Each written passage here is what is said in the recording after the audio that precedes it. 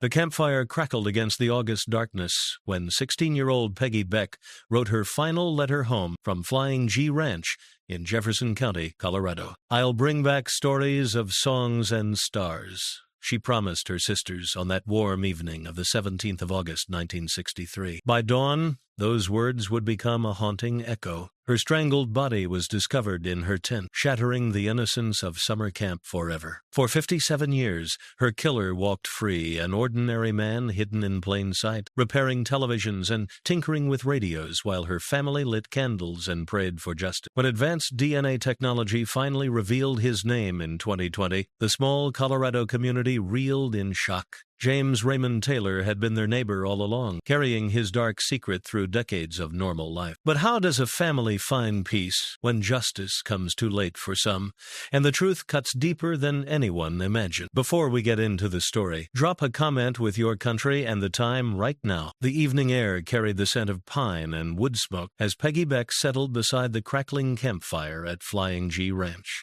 Around her, younger girls huddled close, their faces glowing orange in the firelight as she led them in songs that echoed across the Colorado wilderness. At 16, Peggy wore her counselor role like a comfortable sweater, warm, protective, and naturally suited to her gentle nature. "Sing it louder," she encouraged the shy ones, her voice carrying above the pop and hiss of burning logs. "The mountains want to hear you too." The girls giggled and raised their voices, sending melodies drifting through the pines that surrounded their temporary home. Peggy smiled, feeling the deep satisfaction that came from watching nervous campers blossom into confident singers. This was her gift, making others feel safe enough to shine. As the fire burned lower and younger girls were sent to their tents, Peggy remained by the dying embers. She pulled out a piece of camp stationery and began writing by the light of her flashlight, her pen moving across the paper in careful cursive. "Dear family," she wrote, "camp has been everything I hoped. The girls look up to me, and I feel like I'm really making a difference. Tomorrow we're planning a nature hike to the falls. I can't wait to show them the hidden pool behind the rocks. I'll bring back so many stories of campfires and songs. The stars here are brighter than at home, maybe because we're closer to heaven up in these mountains." She paused, looking up at the vast canopy of stars that seemed to press down on the quiet camp. Something felt different tonight, though she couldn't name it. The usual sounds of settling campers and rustling trees seemed muffled, as if the forest itself was holding its breath. Peggy folded the letter carefully and tucked it into her pocket. She would finish it tomorrow and mail it with the other letters home. Her sisters would love hearing about the shy girl who had finally joined in the singing tonight, and about the way moonlight turned the lake into liquid silver. Rising from the log that served as her seat, Peggy made her way to the tent she shared with 3 other counselors. The camp felt peaceful in the darkness, a small circle of safety carved from the vast wilderness. She changed into her nightgown, brushed her teeth at the communal washstand, and settled into her sleeping bag. "Good night, mountains," she whispered, a ritual she had adopted on her first night. "Good night, stars. Good night, camp." The lantern flickered once and went dark. In the silence that followed, not even the owls seemed to stir. Dawn broke over Flying G Ranch with the usual symphony of awakening birds calling from the pines, the distant lowing of cattle, and the first stirrings of girls emerging from their tents. In the dining hall, tables filled with chattering campers eager for breakfast and the day's planned activities. But at the counselor's table, an empty chair caught the attention of the camp director. She glanced around the room, searching for Peggy's familiar smile and gentle presence. When she didn't spot her, a small worry began to form. "Has anyone seen Peggy this morning?" she asked the other counselors. Sarah, Peggy's tentmate, looked up from her oatmeal with a frown. "I thought she was already up when I woke. Her sleeping bag was empty, and I figured she'd gone to the washhouse early." The director's worry deepened. Peggy wasn't the type to skip breakfast or leave without telling someone. She was responsible to her core, the kind of girl who arrived early and stayed late to make sure everything was perfect. "Let me check the tent," Sarah offered, pushing back from the table. She walked quickly across the campgrounds, her footsteps muffled by the layer of pine needles that carpeted the earth. The morning was beautiful, clear, and crisp, with a promise of another perfect summer day. But something felt wrong, the way the air feels before a storm. Sarah reached the tent and called out, "Peggy, are you in there?" Silent. She pulled back the canvas flap and peered inside. What she saw made her legs give way beneath her. She sat down hard in the dirt, her mouth opening in a soundless gasp before the scream finally came. The sound cut through the morning peace like a knife, sending birds exploding from the trees and bringing people running from every corner of the camp. Sarah knelt outside the tent, her hand pressed to her mouth, her whole body shaking. Inside, Peggy lay motionless in her sleeping bag, her face peaceful as if she were simply sleeping. But the unnatural angle of her head and the dark marks around her neck told a different story. The gentle girl who had led songs around the campfire just hours before would never sing again. The camp director reached them first, took one look inside the tent, and immediately began shouting orders. "Keep the children away! Get them to the dining hall! Someone call the sheriff!" Within minutes, the camp was in chaos. Children were herded into the main building while counselors tried to maintain calm despite their own shock and terror. The tent became the center of a grim circle that no one wanted to approach, but no one could look away. In the distance, the wail of sirens began to echo off the mountain walls, growing closer with each passing moment. The peaceful wilderness that had sheltered Peggy's dreams now held the scene of her destruction. Sheriff Daniels arrived with his deputy and the county coroner, their patrol cars churning up dust as they pulled into the camp. The sheriff was a man in his 50s, weathered by years of dealing with the darker side of human nature. But even he seemed shaken as he surveyed the scene. "Nobody goes near that tent," he ordered, stringing yellow tape around a wide perimeter. "This is now a crime scene." The coroner worked quickly and quietly, confirming what everyone already knew, but hoping against hope wasn't true. Peggy Beck, 16 years old, had been strangled sometime during the night. Her body showed no other signs of violence. No indication of robbery or sexual assault, just the terrible finality of hands around her throat. As word spread, parents began arriving at the camp in a steady stream of dust-covered cars and pickup trucks. Some came to collect their children immediately, no longer trusting the safety of the wilderness. Others came to offer help, to stand vigil, to try to make sense of something that defied all understanding. The sheriff began interviewing everyone: counselors, staff, maintenance workers, anyone who had been on the property in recent days. A drifter had been seen near the highway 2 days earlier. A delivery truck had made its weekly run to the camp store. A local man had come to repair the water pump. Each interview yielded nothing but dead ends and alibis that checked out. The counselors had been asleep in their tents. The night watchman had made his rounds and seen nothing unusual. The maintenance worker had left before dinner and gone straight home to his family. "We need to expand the search," Sheriff Daniels told his deputy quietly. "Check every ranch, every cabin, every place someone could hide within 10 miles of here." But even as he gave the orders, doubt gnawed at. The killer could be anyone, could have come from anywhere, could already be hundreds of miles away. In 1963, before modern forensics and databases and instant communication, a careful criminal could vanish like smoke in the mountain wind. The camp director made the painful decision to close the session early. By afternoon, buses and cars were lined up to take the remaining children home, their summer of adventure cut short by tragedy. Parents held their daughters tighter than usual, whispering promises that this would never happen again, while silently wondering how they could possibly keep such a promise. As the sun set over Flying G Ranch, only the investigators remained, searching for clues that seemed to have vanished with Peggy's killer into the vast Colorado wilderness. The Beck family home sat on a quiet street in Jefferson County, its front porch decorated with the careful attention of a mother who took pride in making her family's house a welcoming place. When Sheriff Daniels pulled into the driveway that afternoon, the porch flowers seemed to mock the tragedy he was about to deliver. Mrs. Beck answered the door with flour on her apron and a smile that faded the moment she saw the sheriff's expression. Behind her, Mr. Beck looked up from his newspaper, his face already preparing for the worst. "I'm afraid I have terrible news about Peggy," Sheriff Daniels began, his hat in his hands.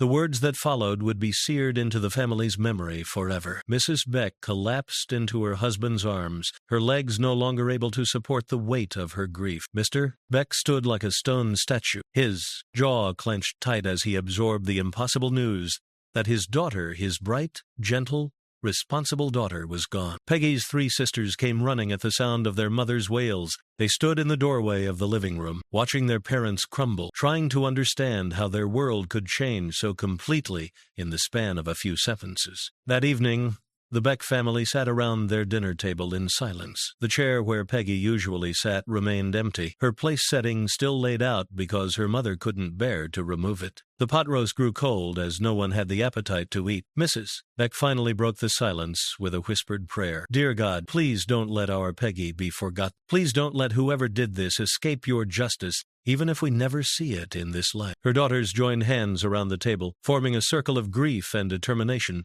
that would sustain them through the long years ahead. They didn't know then that the prayer would be answered, but not for 57 years. Neighbors began arriving with casseroles and condolences, filling the house with the familiar rituals of small-town mourning. But underneath the normalcy of grief, a harder emotion was taking root. The Beck family would not simply mourn their daughter, they would remember her, honor her, and never stop believing that someday, somehow, justice would come. The years passed like pages turning in a photo album. Peggy's framed photograph remained on the living room mantel, surrounded by candles that Mrs. Beck lit every Sunday after church. The formal portrait showed Peggy in her high school sweater, smiling with the confidence of a girl who believed the world was full of possibilities. In the early years, the sheriff's office would call occasionally with updates that led nowhere, a tip from a truck driver, a confession from a man in custody for another crime who turned out to be lying. Each dead end reopened the wound, but the Beck family preferred hope to silence. The sisters grew up in the shadow of their absent sibling. They learned to navigate conversations that inevitably led to questions about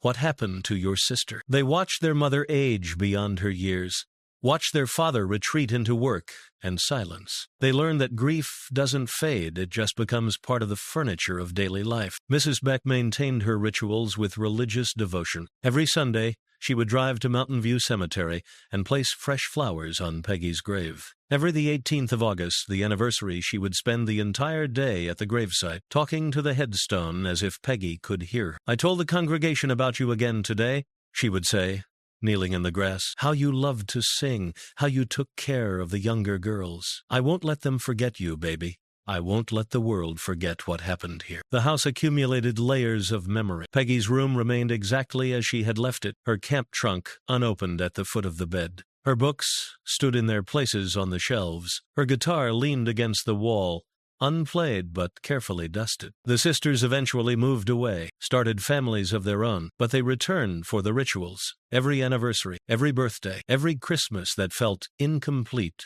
without her. They learned to talk about Peggy in the present tense, as if death was just a temporary separation. In the sheriff's office, Peggy's case file grew thicker over the years, but no closer to resolution. Each new sheriff inherited the cold case, made promises to the family, and eventually added his own frustrated notes to the growing pile of paper. By the 1,980 seconds, Jefferson County had changed. New subdivisions sprawled across former ranch land. Chain restaurants lined highways that had once been dirt roads. The Flying G Ranch had been sold and turned into a private retreat center, its history as a crime. A scene gradually forgotten by everyone except those who had lived through it. The Beck sisters were now women with children of their own. They spoke to their children about Aunt Peggy, showed them the photographs, told them stories of the sister they would never meet. The next generation learned to light candles and say prayers for a girl who had become more legend than memory. Mrs. Beck, now in her 70s, still made her weekly pilgrimage to the cemetery. Her steps were slower,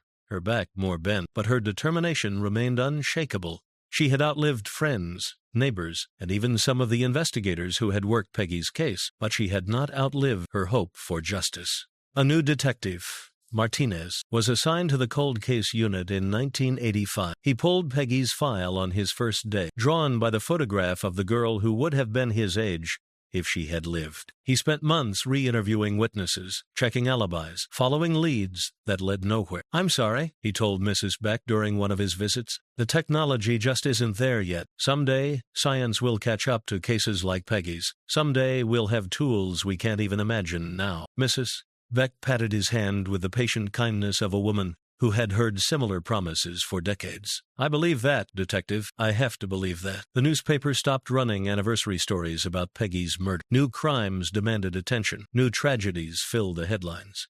But in the Beck household, the 17th of August and 18th remained sacred dates, marked by increased visits to the cemetery and quiet dinners, where stories of Peggy were retold like prayers. The world was changing rapidly, computers becoming common, DNA starting to appear in courtrooms, science fiction becoming science fact. But for one family in Jefferson County, time seemed to stand still, frozen in an eternal August night when their daughter had sung her last song around a campfire. The call came on a Tuesday morning in 2007. Detective Morales, who had taken over the cold case unit, sounded cautiously optimistic when he spoke to the Beck sisters. "We've had a breakthrough with the physical evidence," he said. The crime lab has managed to extract a DNA profile from material preserved from Peggy's case. For the first time in 44 years, the family felt the electric shock of genuine hope. DNA had become the magic word in criminal justice, the key that was unlocking cases that had seemed hopeless for decades. The sisters gathered at their mother's house to hear the details. Mrs. Beck, now 82 and frail, listened with the intensity of someone who had been waiting her entire adult life for this moment. "We've run the profile through CODIS," Detective Morales explained, referring to the FBI's combined DNA index system. "So far, no matches. But that doesn't mean we won't get one. Every day, more profiles are added to the database. Every day, our chances get better." The family waited. Days turned into weeks, weeks into months. The phone calls from Detective Morales became less frequent, then stopped altogether. By year's end, it was clear that this breakthrough was just another dead end, another hope that had withered in the harsh light of reality. Mrs.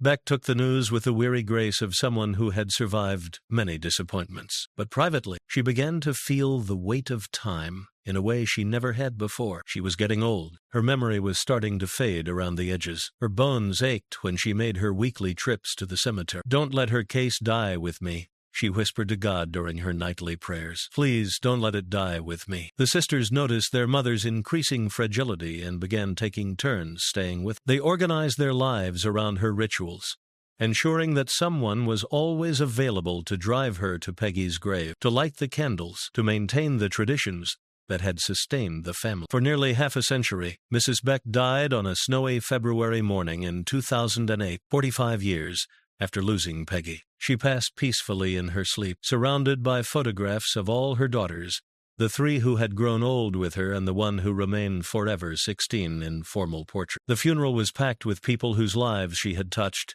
during her decades of quiet advocacy for victims' families. She had become a symbol in Jefferson County, the mother who never gave up, who never stopped believing that truth would eventually surface. At the graveside service, Peggy's sisters stood together as they had so many times before, but now the circle felt incomplete in a different way. The woman who had held their grief together, who had transformed sorrow into purpose, was gone. She never got to see justice, one sister whispered to another as they watched the casket being lowered into the ground. "Maybe she will now," came the quiet reply. The sisters inherited their mother's rituals along with her hope. They took turns visiting both graves, lighting candles for both daughters. Mrs. Beck had lost one to violence, one to time. They sorted through their mother's belongings and found boxes of correspondence with investigators, newspaper clippings carefully preserved, and copies of every police report and update she had received over the decades. Detective Morales attended the funeral, standing at the back of the church with his hat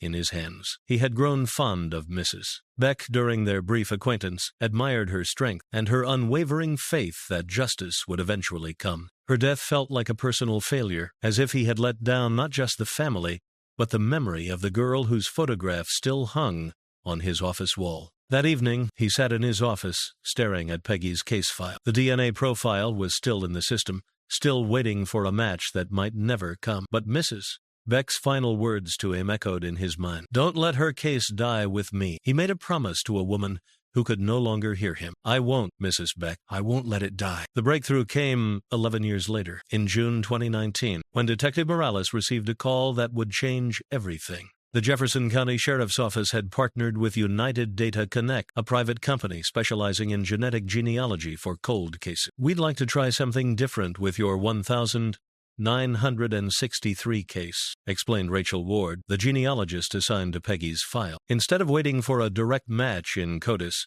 we can upload the DNA to public genealogy databases and build family trees to identify possible suspects." The science sounded like something from a movie, but Detective Morales had learned to trust advances in forensic technology. He authorized the upload to GEDmatch and Family Tree DNA, databases where people voluntarily submitted their genetic information to trace their ancestry. Within days, Ward called back with excitement in her voice. "We have matches," she said. "Multiple matches to distant relatives. I'm building out the family trees now." The work was painstaking. Ward spent weeks tracing genetic connections through generations, following bloodlines back through time and then forward again to identify living descendants. She worked with birth records, marriage certificates, obituaries, all the paper trail of human existence. I'm focusing on males who would have been in their 20s or 30s in 1963, she explained to Detective Morales, someone who could have been in the Jefferson County area around the time of the murder. The list of possibilities narrowed gradually. Some men were eliminated by death records, showing they had died before 1963. Others were ruled out by military service or prison records that placed them elsewhere. One by one, the genetic puzzle pieces fell into place. Then, on a Tuesday afternoon in late June, Ward made the call that would finally answer Mrs. Beck's prayers. "I have a name," she said simply. James Raymond Taylor. Detective Morales wrote the name carefully in his notebook, his hand surprisingly steady despite the adrenaline coursing through his veins. After 56 years, they finally had a suspect. James Raymond Taylor had been hiding in plain sight for decades. Born in 1939, he would have been 24 at the time of Peggy's murder, exactly the right age to fit the profile investigators had developed. In 1963, he lived in Edgewater, Colorado, just close enough to Jefferson County to make the trip to Flying G Ranch. Detective Morales and his team began reconstructing Taylor's life with the obsessive attention of archaeologists uncovering an ancient burial. They found records showing he had worked as a television repairman, a job that required him to travel to homes and businesses throughout the region. He was also a licensed amateur radio operator, a hobby that gave him knowledge of remote locations and communication frequencies. He was the perfect invisible man, Detective Morales noted as the picture emerged. Skilled enough with electronics to know about communication systems, mobile enough with his repair work to travel without suspicion, and ordinary enough that nobody would remember him unless they had a reason to. Neighbors from the 1,960 now elderly themselves, barely remembered Taylor at all. He had been quiet, polite, unremarkable, the kind of man who fixed your television and left without making an impression. His Radio Shack had been in his garage, and he had often worked late into the night, the sound of Morse code drifting through the neighborhood like electronic crickets. He could have been monitoring emergency frequencies, one investigator suggested, could have known exactly when and where to strike to avoid detection. The most chilling discovery was Taylor's proximity to the Flying G Ranch area. His repair route had included several businesses along the highways leading to the camp. He had legitimate reasons to be in the area, legitimate reasons to know the layout of the land, legitimate reasons to have no one question his presence. But James Raymond Taylor had made one crucial mistake. He had left his DNA at the crime scene. In 1963, he couldn't have imagined that his genetic signature would still be discoverable 56 years later, or that science would advance to the point where distant relatives submitting saliva samples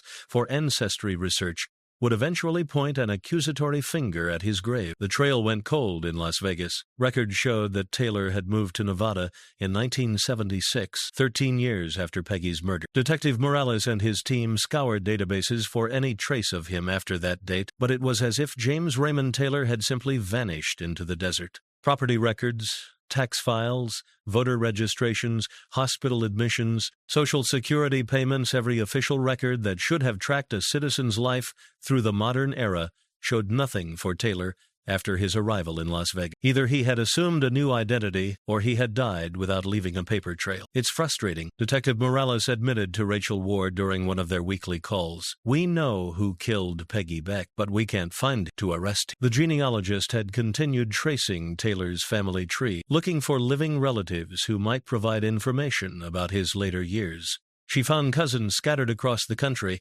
most of whom barely remembered him. Those who did remember described the same unremarkable man, quiet, polite, forgettable.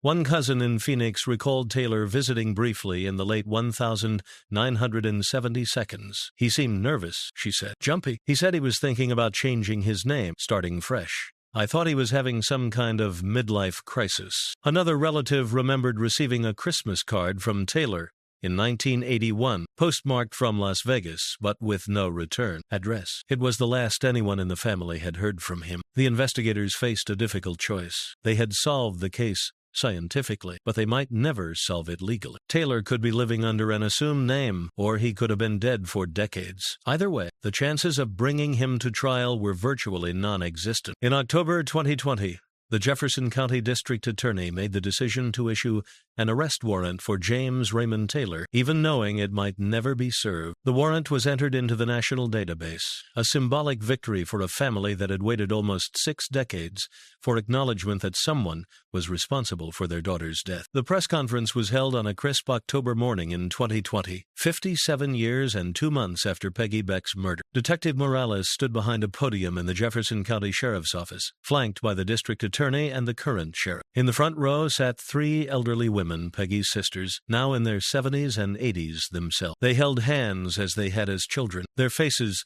showing the complex emotions of people who had waited longer than most humans live to hear these words. Today, we can announce that through advanced DNA analysis and genetic genealogy, we have identified the person responsible for the 1,963 murder of Margaret Peggy Beck. Detective Morales began, his voice steady and clear. That person is James Raymond Taylor, who lived in Edgewater, Colorado, at the time of the murder. The room erupted in camera flashes and murmured questions. Reporters who had covered crime in Jefferson County for decades knew the significance of this moment. Cold cases from the 1,960 seconds were rarely solved, and those that were usually relied on deathbed confessions or discovered evidence, not cutting-edge science. We want to be clear that Mr. Taylor has not been located and may be deceased, the district attorney added. However, an arrest warrant has been issued, and this case is now officially cleared by arrest warrant. When the formal statements were finished, Peggy's sisters were invited to speak. The eldest, now 81, approached the podium with the careful steps of someone carrying the weight of decades. Our sister Peggy was a loving and protective person who always put others before herself, she said, her voice wavering slightly. She would have been a wonderful wife, mother, grandmother, and great-grandmother. We are grateful to finally know the name of the person who took her from us,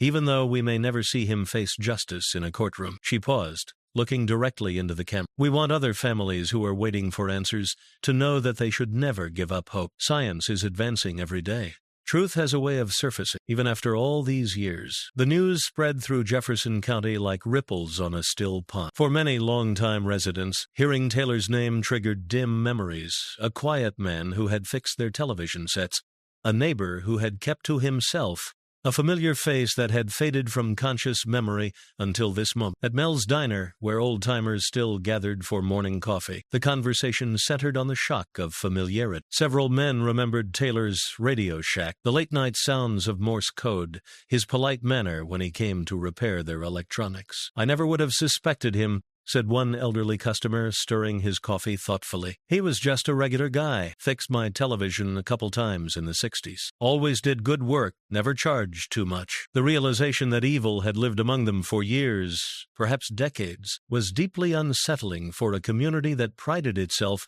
on knowing its neighbors. How many times had they passed Taylor on the street, made small talk about the weather, recommended him to friends who needed repair? At the hardware store, the post office, the grocery store, conversations kept returning to the same troubling questions. Had Taylor been planning other attacks? Had there been other victims whose cases were never connected? How long had he carried his secret before fleeing to Nevada? The local newspaper ran a special edition with Taylor's photograph, prominently displayed a formal portrait from his radio operator's license that showed a thin-faced man with dark hair and unremarkable features. It was the kind of face that could disappear into a crowd that neighbors might recognize but couldn't quite place. Some residents admitted to a grudging admiration for the science that had finally identified. Genetic genealogy was still new enough to seem like magic. The idea that DNA could point fingers across generations, both fascinating and slightly frightening. Young parents found themselves looking at their children different, wondering what secrets might emerge from their family trees decades in the future. The technology that had solved Peggy's case was the same technology families used to trace their heritage and find distant relatives, a reminder that genetic connections could reveal both wonderful discoveries and terrible truths. The reality of Taylor's likely death created a complex emotional landscape for Peggy's family. They had their answer, but they would never have their day in court. Justice had come in the form of scientific certainty rather than legal conviction. "It's not the ending I imagined all these years," admitted one of Peggy's sisters during a quiet moment after the press conference. "I always pictured a courtroom, a jury, someone in handcuffs being led away. But this is something, at least, We know his name now. The knowledge brought its own kind of peace, but also new questions. Had Taylor fled Colorado because he feared being caught, or had he simply moved on with his life, carrying his secret like any other piece of personal history? Had he killed others, or had Peggy been his only victim, a moment of violence that defined the rest of his existence? Detective Morales continued searching for Taylor's trail beyond Las Vegas, but with each passing month, the likelihood of finding him alive diminished. If he had died decades earlier, his body might lie in an unmarked grave, his true identity lost to bureaucratic oversights and the simple passage of time. The family struggled with the question of closure. How do you close a chapter when the final pages are missing? How do you find peace when justice exists only on paper, in the form of a warrant that may never be served? I keep thinking about Mama, one sister said, how she prayed every night that the truth would come out. She got her answer, even if she wasn't here to see it. The sisters decided to view the identification of Taylor as a form of divine justice, delayed but not denied. Their mother's faith had been vindicated, even if her earthly patience had been exhausted. The truth had surfaced exactly as she had always believed it would, in God's time rather than human time. Detective Morales found himself in demand at conferences and training sessions, explaining how genetic genealogy had cracked a case that had frustrated investigators for nearly 6 decades. The Peggy Beck case became a textbook example of how new technology could breathe life into old evidence. The key is preserving everything, he would tell audiences of law enforcement officers. Evidence that seems useless today might be the breakthrough tomorrow. Science is advancing faster than we can imagine. Rachel Ward, the genealogist who had traced Taylor's family tree, became something of a celebrity in her field. She spoke about the ethical implications of using public genealogy databases for criminal investigations, the balance between privacy rights and justice for victims. We're not violating anyone's privacy, she would explain. We're using information that people voluntarily made public to solve violent crimes. If my DNA sample helps identify a killer, even a distant relative I never knew existed, I consider that a service to society. The Beck case inspired other families with cold cases to push for genetic genealogy analysis. Police departments across the country began partnering with private companies to re-examine evidence from decades-old crimes. The technology that had identified Taylor was being refined and improved almost monthly, but Detective Morales was careful to manage expectations. Not every case would yield the clear results that Peggy's had. DNA evidence wasn't always available or viable. Family trees didn't always lead to identifiable suspects. Science was powerful, but it wasn't magic. We got lucky with Peggy's case, he would admit in quieter moments. The evidence was well preserved, the DNA was strong enough to work with, and Taylor had relatives who had submitted samples to ancestry databases. Without any one of those factors, we might still be waiting for answers. The Peggy Beck case had become a symbol of hope for the families of victims, proof that time doesn't necessarily dim the chances for justice. But it was also a reminder of how much luck and circumstance play a role in solving even the most scientifically advanced investigations. The 3 sisters made their pilgrimage to Mountain View Cemetery on a warm afternoon in late October, carrying flowers and a letter they had found among their mother's belongings. The letter was addressed to Peggy, never sent, written by Mrs. Beck during one of the darkest periods after the murder. They gathered around the gravestone that had become the focal point of their family's grief and hope for 57 years. The marble was weathered now, the carved letters softened by decades of Colorado winters, but Peggy's name remained clearly visible. Margaret Peggy Beck, beloved daughter and sister, 1947 to 1963. "We have news, Peggy," the eldest sister said softly, her voice carrying across the Purdan, quiet cemetery. "We finally know who hurt you. His name was James Raymond Taylor." They took turns reading from their mother's unsent letter, a document filled with raw grief and desperate hope. Mrs. Beck had written about the investigation, about the sleepless nights, about her faith that God would not let evil triumph forever. "I know you're at peace now," one passage read. "I know you're safe in heaven, beyond the reach of anyone who would hurt you. But those of us left behind need answers.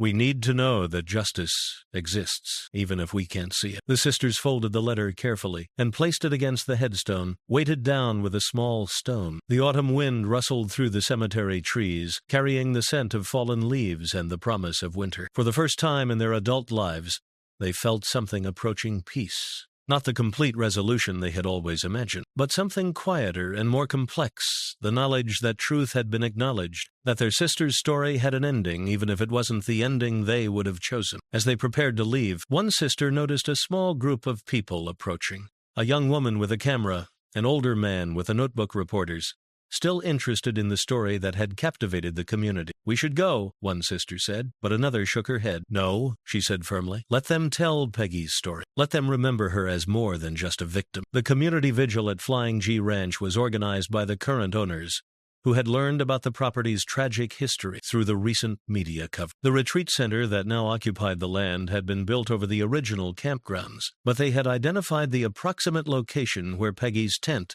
had stood. Nearly 200 people gathered on the evening of the 1st of November, carrying candles and battery-powered lanterns. Former campers who had been at the ranch in 1963 stood next to current residents who had never heard Peggy's story until the recent arrest warrant made headlines. Peggy's sisters were invited to speak, but they chose instead to listen as others shared their memories and reflections. A woman in her 70s remembered Peggy's kindness during her first week at camp, how the older girl had helped her overcome homesickness with patient encouragement and gentle humor. "She had a gift for making people feel safe," the woman said, her voice carrying across the gathered crowd. Even as a 16-year-old, she understood how to comfort a frightened child. The current camp director spoke about the responsibility of remembering tragedy while still allowing children to experience joy and adventure. The ranch had implemented new safety protocols over the years, but it remained a place where young people came to discover independence and confidence. Peggy would want children to keep coming here, she said. She would want them to sing around campfires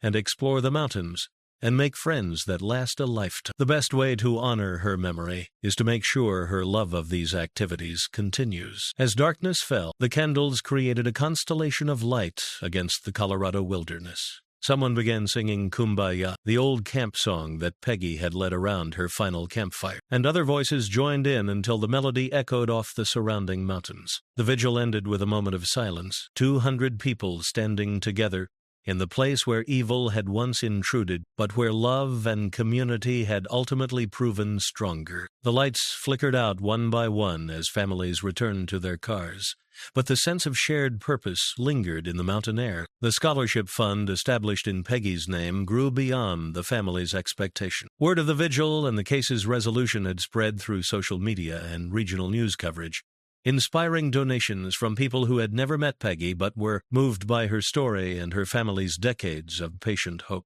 The Peggy Beck Memorial Scholarship for Young Leaders was designed to support girls who showed the same qualities Peggy had demonstrated: kindness, responsibility, and a gift for nurturing others.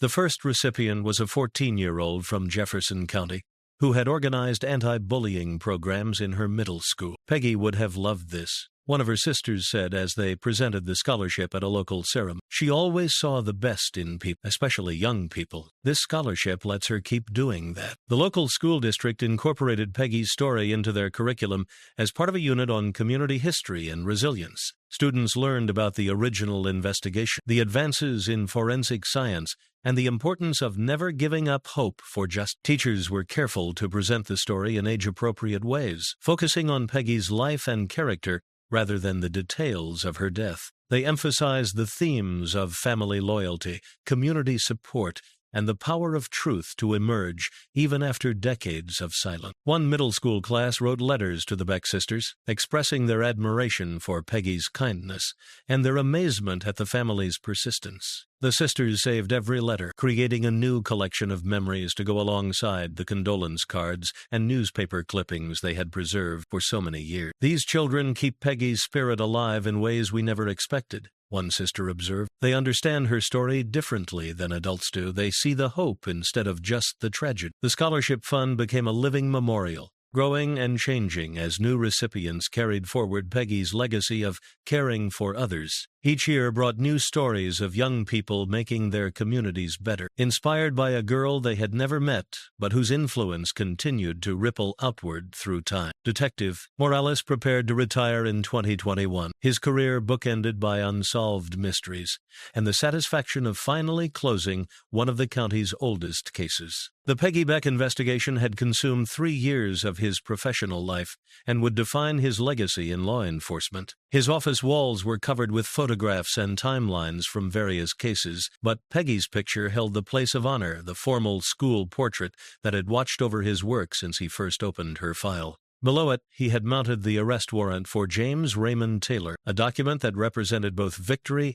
and frustration. "Some cases stay with you," he explained to the detective who would inherit his open files. "Peggy's case taught me that justice doesn't always look the way we expect it to. Sometimes it's not about handcuffs and courtrooms. Sometimes it's just about finding the truth and giving it a voice." The Peggy Beck case had changed how the Jefferson County Sheriff's Office approached cold cases.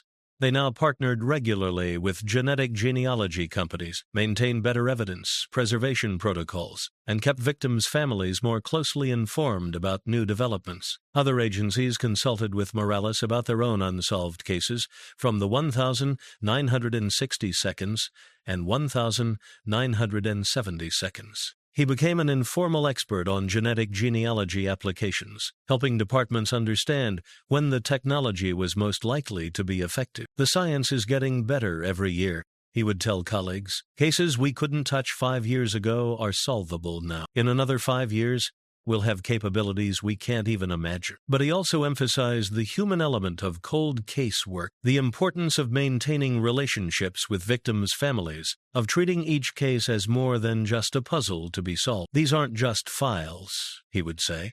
"They're families that have been waiting for answers, sometimes for longer than some officers have been alive. We owe them not just competence, but compassion." Detective Morales placed Peggy's file in a special cabinet reserved for solved cases, marking it with a green tag that indicated "cleared by arrest warrant." It was a small victory, but after 58 years, small victories felt monumentally important. The three sisters walked slowly away from Mountain View Cemetery after their final visit together. At 83, the eldest was finding the weekly trips increasingly difficult, and they had decided to transition to monthly visits, then seasonal ones. But they carried with them something they had never had before, a sense of completion. Not the neat resolution of a television drama, but the complex, imperfect closure that real life offers to those who wait long enough and hope hard enough. "Mama was right all along," one sister said as they reached their car. "She always said the truth would come out. She just never said how long it would take." They had spent their entire adult lives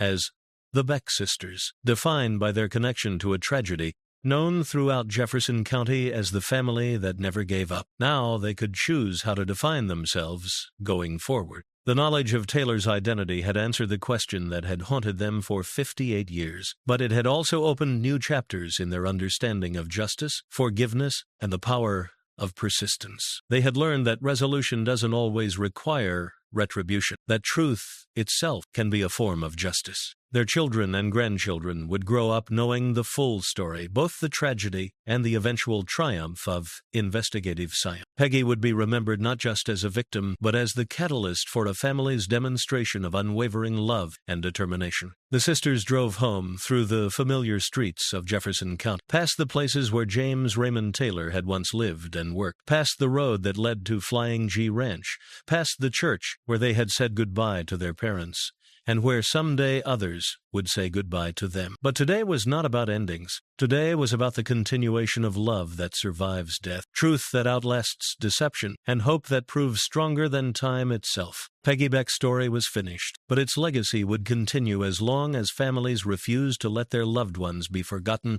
and investigators refused to let cases go cold forever. Justice had come to Jefferson County, Colorado, 58 years late, but unmistakable in its arrival. The name James Raymond Taylor would forever be linked to the murder of 16-year-old Peggy Beck, even if his earthly punishment would have to wait for a higher court. In the end, the story that began around a campfire in August 1963 had become something larger than anyone could have imagined, a testament to the power of family love, scientific advancement, and the simple refusal to let evil have the final word. Peggy Beck's photograph still hung in the Jefferson County Sheriff's Office, but now it carried a different meaning. No longer a reminder of failure, it had become a symbol of perseverance rewarded, of truth that surfaces when the time is right, of justice that may be delayed but is never ultimately denied. The mountains of Colorado continued to stand watch over the communities nestled in their shadows, guardians of both beauty and memory. In Mountain View Cemetery, fresh flowers marked two graves, mother and daughter reunited at last. Their long vigil finally ended, and somewhere in the vast American landscape, the truth about James Raymond Taylor waited to be discovered by investigators who might never know they were completing a story that began with a girl who loved to sing around campfires and believed the world was full of possibilities. The case was closed, but Peggy Beck's legacy lived on in scholarship recipients who carried forward her spirit of nurturing others, in investigators inspired by the breakthrough that bore her name, and in families around the world who learned that hope can survive even the longest wait for justice. Her story had become proof that love is stronger than death, that truth is more persistent than deception, and that justice, however delayed, will find a way to honor those who wait for it with unwavering faith.